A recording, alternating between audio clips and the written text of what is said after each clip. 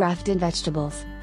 Grafted vegetables are created when the top part of one plant, the scion, is attached to the root system of a separate plant, the rootstock. The rootstock contributes vigor and disease resistance while the scion is chosen for fruit flavor or quality. Produce growers have found that this traditional technique can dramatically improve plant method. Tomatoes may be grafted using several methods, including side grafting or top grafting. In side grafting, a notch is cut in the scion and in the rootstock, then the plants are clipped together at their notches and allowed to heal for several days before severing the scion's roots and the rootstock's shoot. After experimenting with several methods, we decided to use the Japanese top grafting, or tube grafting, method, a new technique that is fairly simple yet must be performed in carefully controlled conditions to avoid stressing the vulnerable, freshly grafted plant. When both rootstock and scion have developed 2-4 true leaves, we sever each seedling just below its cotyledon at a 45-degree angle, then use a special clip to attach the upper stem and leaves of the scion to the lower stem and roots of the rootstock. The stems must be the same diameter so their vascular tissue can align, allowing water and nutrients to flow up the stem.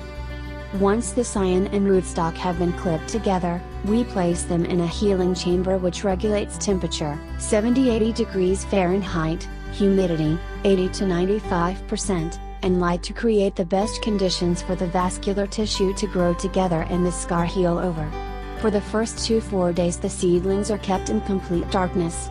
Over the next week or so, we slowly reintroduce the seedlings to light and reduce the humidity to accustom them to natural conditions. After another week or two in the greenhouse, they are ready to be transplanted into the garden. Throughout the process, the plants must be handled carefully to avoid disturbing the graft union. Preventing water stress is also crucial. Both scion and rootstock seedlings should be well watered the day before grafting, which is best performed in a shady, protected area in the early morning or just after dark, when water transpirations are lowest. Benefits. Advantages of grafted vegetables include enhanced plant vigor, stronger disease resistance, tolerance of environmental stresses, and heavier crops that are produced over an extended harvest period. Disease resistance. This is probably the most important reason commercial growers initially turn to grafted vegetables. After Asian growers' success with grafted melons in the 1920s, tomato grafting emerged in the 1960s as a strategy to avoid soil-borne diseases like bacterial wilt, which can be hard to eradicate in a tomato crop because of its wide range of hosts and ability to persist for years in the soil. When a grower raises tomatoes and other solanums, potatoes, eggplant, peppers, in the same fields or in the ground in greenhouses year after year, a range of fungal, bacterial, viral, and nematode diseases can become established in the soil, leading to a poorer yield with each subsequent harvest. Grafting has been found effective against verticillium wilt, Verticillium alboaterum, V. dallei, Fusarium wilt, Fusarium oxysporum, corky root rot, Pyranocheta lycocercici, root knot nematodes, Meloidogyne, bacterial wilt, Ralstonia solanicerum, tomato mosaic virus, and tomato spotted wilt virus.